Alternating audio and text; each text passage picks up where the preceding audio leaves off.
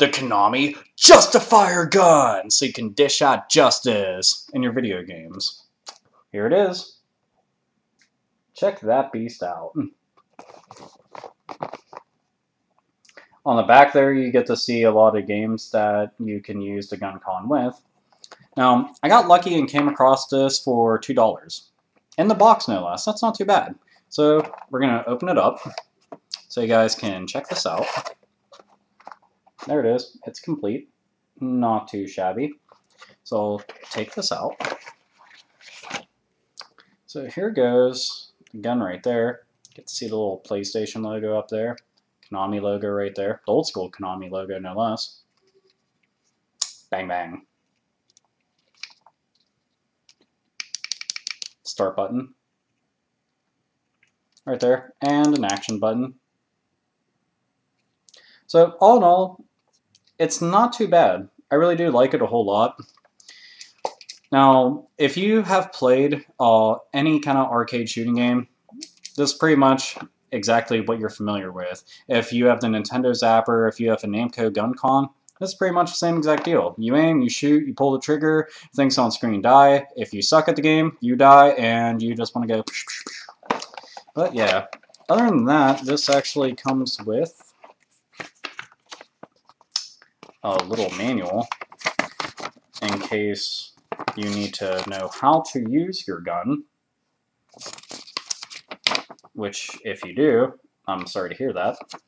Has a little advertisement on the back for Crypt Killer and Lethal Enforcers, both of which are good games. But yeah, this is actually a really cool gun. And one of the reasons why I say that is because there are quite a few games on PS1 that will only work if you have the Justifier, which I'm going to go over a couple of them right now. First up we have is Hard Trilogy. Now, Hard Trilogy is one of the first PlayStation 1 games I ever got to play. Now, if you are familiar with Hard Trilogy, you know that if you play through Die Hard 2, Die Harder, that it pretty much is just a big shooting sequence. The entire game plays out a lot like Virtual Cop 1 and 2, so if you're familiar with Virtual Cop whatsoever, you are familiar with how this plays out. Now, the nice thing about it is that with the Justifier, you can play the game just as if you were in the arcade, the way that it was meant to be played. If you don't, you're using the D-pad, and moving your cursor around, you're going to have a hell of a time trying to play the game. But luckily, I got a Justifier now, so I've gone a lot further in the game than I did when I was younger, and I had to use the D-pad, which admittedly, I got pretty far, all things considered, but, you know, you can only move the cursor around with the D-pad so quick, because moving left and right trying to get to each side of the screen is not that great. Aiming with a gun is just a simple, like, flick of the wrist. That's really about it. But yeah, this game right here with the Justifier, definitely worth having. Next up, we have a classic, Area 51. Now, this is a midway classic, by far. Pretty much, if you remember back in the 90s, they had tons of arcade shooting games where they had, like, real-life actors and everything running around and just doing horrible job of looking like monsters or looking like, you know, people that are supposed to be like SWAT team members or army people or whatever. Well, this is pretty much that exact scenario, and that makes me pretty happy. But the thing is, again, if you don't have the Justifier, you're just moving a little cursor around with your D-pad and getting the living shit kicked out of you once you get to like stage 4. So that kind of sucks, but having Justifier, you can actually fix that problem. So all in all, really good to play, especially if you're a fan of Area 51. Highly recommend you to pick it up because it's awesome. Project Horned Owl. Now this is actually a Sony brand game, which is kind of interesting. In between all the levels that you go through, there's little anime cut sequences which will move the story along, which is kind of neat because most of the time they just have it happen like in the game. Like a character will show up, they'll have a dialogue sequence, or they have the voice actors do the sequence for the story, and then it moves along. This actually has the cutscenes, which is kind of nice. And more or less, you are gunning down a shitload of robots. So if you don't have a Justifier, you're pretty much up shit creek without a paddle. Another game which most people aren't aware that you can use the Justifier on, but you definitely should because it's awesome, is one of my favorite shooters for PS1 and in general, Elemental Gearbolt. Elemental Gearbolt is a working designs game which does one of the very few things I've ever seen done in a shooter. And it combines RPG elements with an on-rail shooter and puts them together.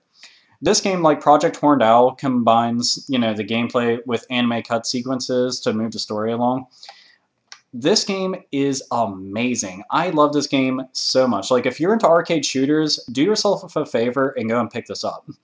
But basically, yeah, you can use the Guncon, which if you look right there under my finger, they actually have Guncon logo right there. The thing is, this can be used with the Justifier as well. So you might as well just, play it with a gun, because if you try anything else, you're going to die, and it's going to suck really bad. But this game, extremely kick-ass. If you have a Justifier, play it up. Another game which a few people know you can use the Justifier with happens to be Silent Hill. Now, you may be wondering exactly how the hell are you going to use a light gun with Silent Hill. And it just so happens that it's not really meant for gameplay purposes. If you were deciding to play Silent Hill, okay, on your PS1, because it won't actually work on PS2 and definitely won't work on PS3 to do this, but if you have a PS1 and a copy of Silent Hill, plug the Justifier into the second port. Start up a new game. Whenever you do, you actually get the Hyper Blaster from the start of the game. Normally you had to go through like all types of bullshit and get an awesome ranking in Silent Hill to be able to get the Hyper Blaster, or you can just have the Justifier and get it from the start. That sounds a lot better to me. So it's kind of nifty that they include that. Also in Silent Hill Origins, if you ever see the one gun in there, it's actually designed after the Justifier. As a matter of fact, if you see the Hyper Blaster, it looks just like this, except for it's black. So technically in 2 Silent Hill games now, you are playing with this, the Hyper Blaster, but it's the Justifier. So yeah, except for theirs is black, this one is lime green. Not nearly as cool looking. All in all, I really like the Justifier. I mean, truth be told, the Namco Guncon is a lot better just because it has so many more games that are available for it. But the thing is that all the games that I went over, well, except for Elemental Gearbolt, all those games, they need to have the Justifier to be able to play those gun shooting sequences, or else you're going to be stuck with the D-pad. Or in most cases, if you have a PlayStation mouse, which few people do, I've never actually tried it. I do have a PlayStation mouse, but I've never tried it with those games. But you can actually use the mouse and move it around, which would probably be a hell of a lot easier. But I'd rather have a gun to play, the right way, the traditional way. But if you ever do see a Justifier gun and you're a fan of any of those games that I just went over, you should pick it up, especially if you see it for cheap. It's not the most common gun in the entire world, but it's definitely worth picking up. And especially for anybody who's like a hardcore collector, it'd be a neat addition to anybody's collection. So what do you guys think of the Justifier? Have you guys actually gotten your hands on one before? Have you played any of those games before that I just went over, but you never got to use the gun with it? So, let me know. Comment down below. Make a video response if you guys want to talk about it, or if you've got a Justifier, or maybe you got the Justifier for Sega CD. So let me know, make a video response of it, and, gotta keep on gaming.